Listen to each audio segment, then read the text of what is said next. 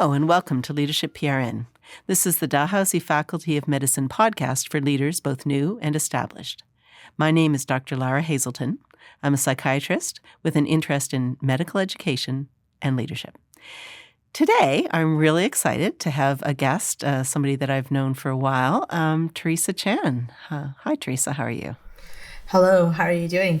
This is exciting. Great. Yeah, I'm really excited to have you on the podcast. And I know you've done podcasting as well, so you're an old hand at this. Yeah, it's a good medium, I think, for connecting people.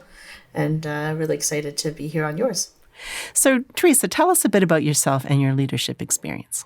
So my name is Teresa Chan, and I am currently the Dean of the School of Medicine at Toronto Metropolitan University, which is the 18th accredited medical school in Canada and also 18th accredited institution to host postgraduate learners. So it's my great pleasure to be able to say that because it's been about a year and a bit of lots of preparation and work that even preceded me. So if you ask people at TMU, they started this journey probably closer to 5 years ago. But I got on the scene in July of 2023, having come here from McMaster University, where I did a lot of different leadership roles throughout my time as faculty there. But you could say that my leadership journey precedes that in that I've been involved in leadership since I was probably in, high school. Leadership comes in different ways and forms. And I think that when you're in high school, then it's in the form of being part of a student group. And I got involved with leadership when I was in high school doing student council, being part of the choir, being part of Model United Nations. I did quite a bit of Model UN. So at some point I became the Undersecretary General, which is the highest ranking high school student role for our local Model UN. And then I went off to university where I continued to do student council work at Victoria College, University of Toronto, and so on and so forth. So I also got involved with Model UN at University of Toronto, and actually after a gap year kind of restarted the organization. And so it's been running smoothly and strongly since then. So I think that's it's testament to trying to put together some good governance so that we could take it forward. And throughout medical school, I got involved in different projects and did sort of leadership early on. So it's always been part of the journey. I was also a board member for the Provincial Health Staff Organization, which is PARO in Ontario. That's the Professional Association of Residents of Ontario. I was part of the group that led the name change from PARO with an I to PARO with no I, taking out the intern part of the moniker, and helped with some of the strategy and rebranding of that. And then throughout my junior kind of like faculty life, I got involved with different things. I was the program director of the Clinician Educator Diploma program at McMaster for a couple of years. I then overlapped with a national specialty committee chair role for about 6 years for the same specialty. I got involved with our residency program in emergency medicine while I was there, doing work like as a competency committee director before that title even existed. I was an assessment lead and did quite a bit of research and scholarship there.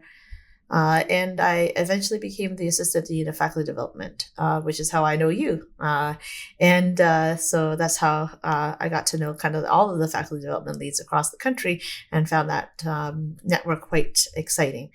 Beyond that, I then became the associate dean of continuing professional development and was part of that network nationally as well. So that's the point at which I finished off at McMaster and was recruited to come to TMU to start up the medical school and be the founding dean.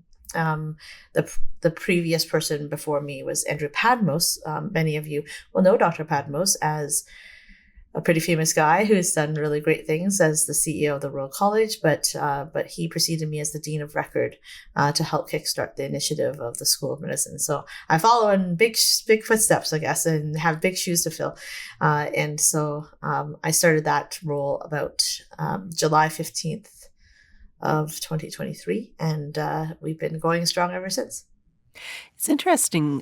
Sometimes I talk with people who say that they didn't start out with an interest in leadership, that they sort of came to it later. But it sounds like in your case, you've had this long-standing interest in leadership, dating right back to when you were in school. What are your thoughts about that?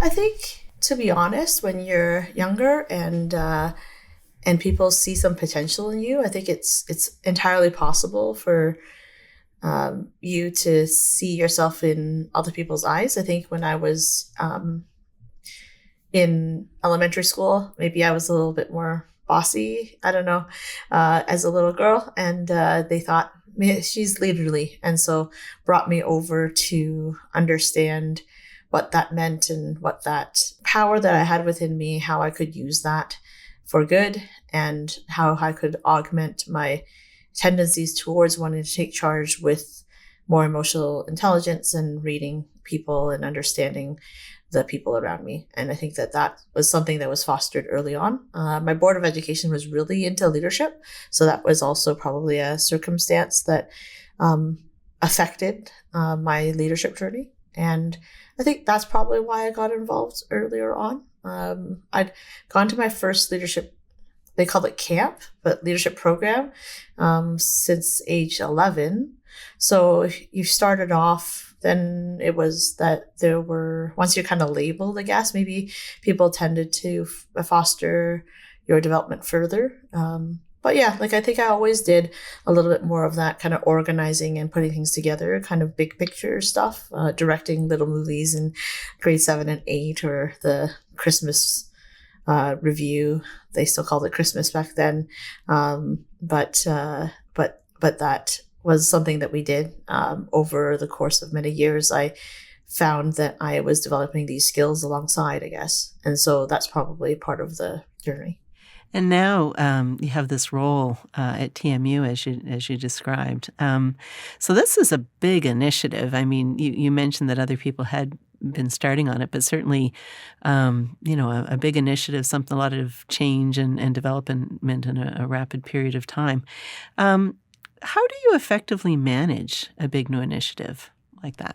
Well, you don't do it alone, that's for sure. So I would love to give credit to all the people that came before me, but then also run alongside me and help with another initiative, whether it's all of the directors and program directors, the assistant deans, associate deans, our one interim vice dean right now, our interim department heads that we've just hired, the staff directors, the educational specialists, the analysts, the project coordinators, the program admins. There's just so many people that make a project like this possible.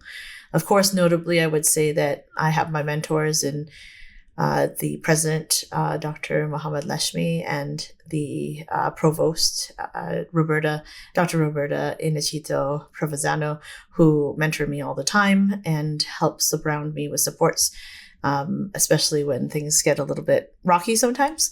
And then there's my dyadic leader, who's Sharonjeet Kaur, who has done amazing things. She's our chief administrative officer, and she's just simply a wonderful person and so organized and helps make me better all the time. And of course, my EA, Devin, with whom I really wouldn't be able to do everything I can, because she makes my calendar magically work somehow, and it's pretty amazing.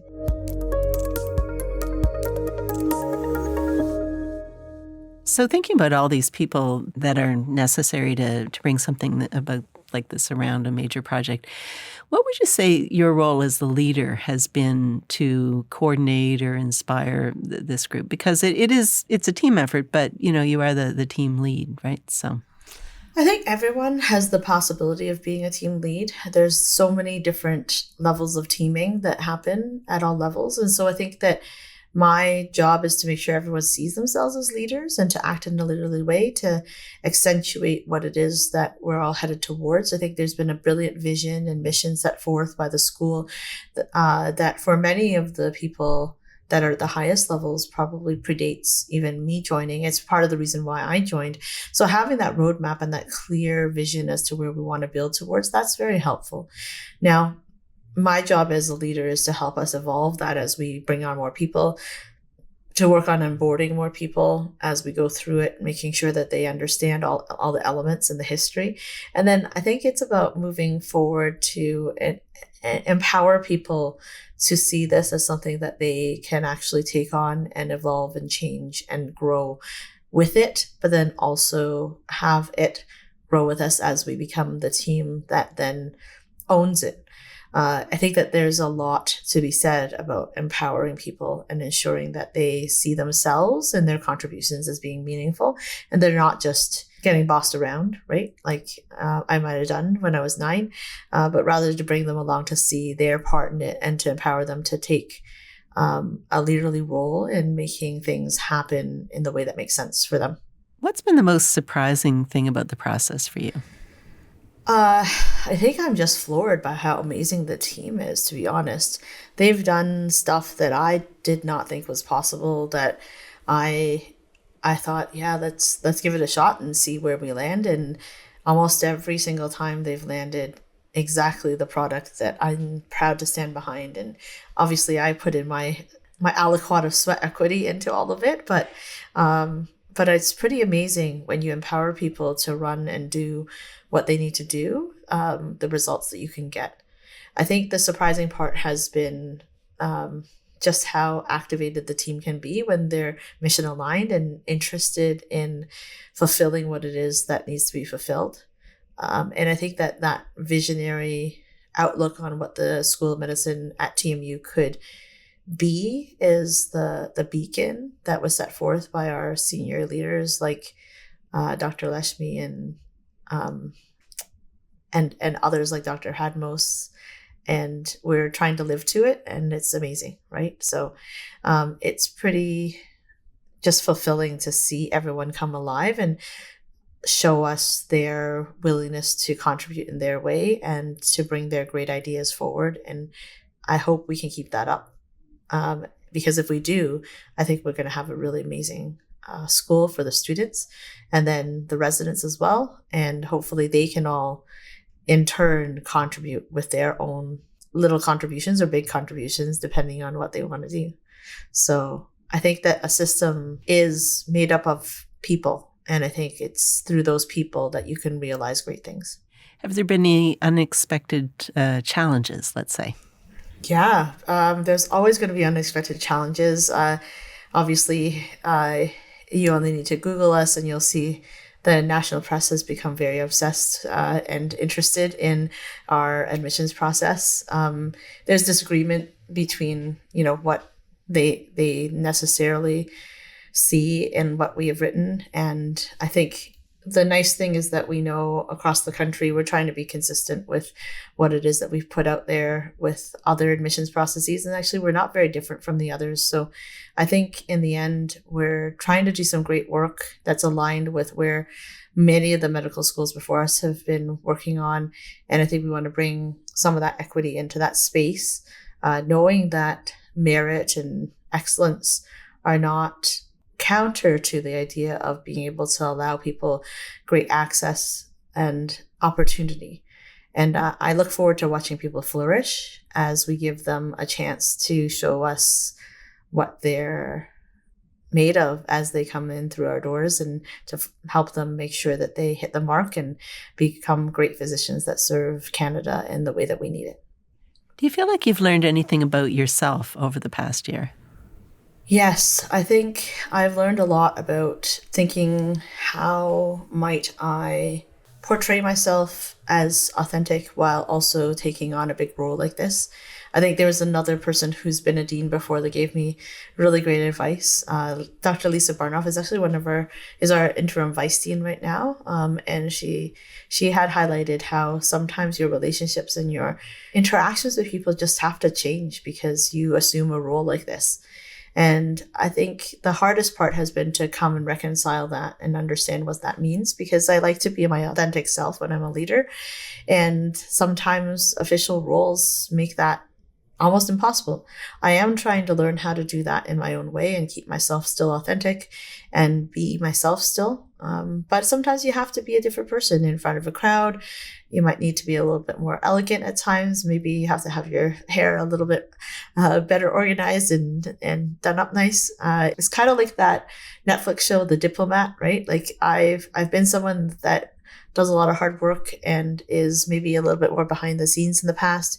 But now I'm setting front and center. It means I probably have to pay attention a little bit more to what I'm wearing and how my hair is done and how I present myself. And that's something that I guess you have to learn how to do. It's not something that comes intuitively to everyone. I mean, some people are just elegant at all times, but I think some of us have to work a little harder, and I'm learning how to do that for sure. I think that's a really interesting insight and something that we don't always talk about for leaders, but how, as you say, to be authentic yet have sort of a polished image, right? And inspire confidence and credibility, which unfortunately is often based on those things too. So yeah, and you have to be yourself still. So like you can't just take on other people's, like you can't just be someone else because of all of that, right? But I think there's a way to do all of it.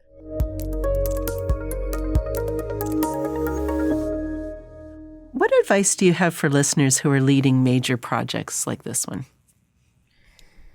I think that my advice would be surround yourself with people who can be advisors and who can give you advice from their vantage point so that you can put together what you actually see, using everyone else's points of view to feed in as insights and as feedback about how you're doing what you're doing so that you can see it from all the angles. I think as a single person, you can only see so much. But if you have the entire team helping you crowdsource and seeing all the angles, you'll make better decisions. And so whether that's about a policy and having many eyes read through it versus having people look at a website page, or even just looking at an opportunity just to welcome people to that table and listen authentically when they give you feedback and advice. I think that as a leader, there's a tendency to want to make the call. But I think that before you do that, even if people are expecting you to do that, I think it's important to listen and learn about all the angles so that you can make the best decision, and to invite people in to the decision so that they can share in it or empower them to make it for you if it's something that you can delegate. If you could go back and talk to that young girl who people were saying was bossy or that you were worrying was bossy, what do you think you would say to her now? I think there are times when bossy is actually very much needed. So just pick your battles as to when that is, but also respect that listening and not making the decision all the time also makes other people feel better about being part of the team. So you have to, at the end of the day, own much of what you do as a leader. But I think that being able to create that safe space for others to be able to feed into it will be important. I hope you would say to that young girl, good on you for being a leader, right? Well, that too. But I think, I was just thinking more advice I'd give myself. Yeah. yeah. Anything else you'd like to add? No, I mean, I think that there's a lot of great opportunities out there for people. And I think that one of the biggest reasons that I think I am where I am now is because I wasn't too dead set on any particular role, but tried to find opportunities that made me feel energized and excited, and then to take on those roles with great aplomb, but also so that I could learn. And I think that if you hold out for a specific role, sometimes it doesn't come up, or it goes to someone else, and then you're left waiting for a position. Whereas if you're looking at a trajectory of, I kind of want to do education stuff and open to opportunities, then maybe you can find something that works really well for you, that might not be the role that you thought you'd have, but that can give you the opportunity that allows you to learn and grow, and that can make you ready for the next step.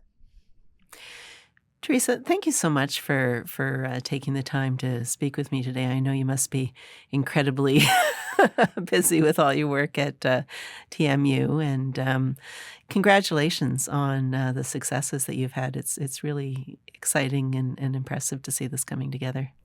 Yeah, well, hopefully we'll have some of maybe your residents come and visit for electives someday, and maybe some of your students come by. It could be both ways as well. Maybe some of ours will go your way if they're returning home, for instance. And so I think it'll be really exciting to be part of that bigger ecosystem of the Canadian medical education system. So really excited to see everyone be able to come and visit us and see what we're all about. And that's another episode of Leadership PRN. If there's a topic you'd like to hear me cover or someone you'd like to hear me speak with, you can contact me at lara.hazelton@dal.ca or lara.hazelton@nshealth.ca. Until next time, take care.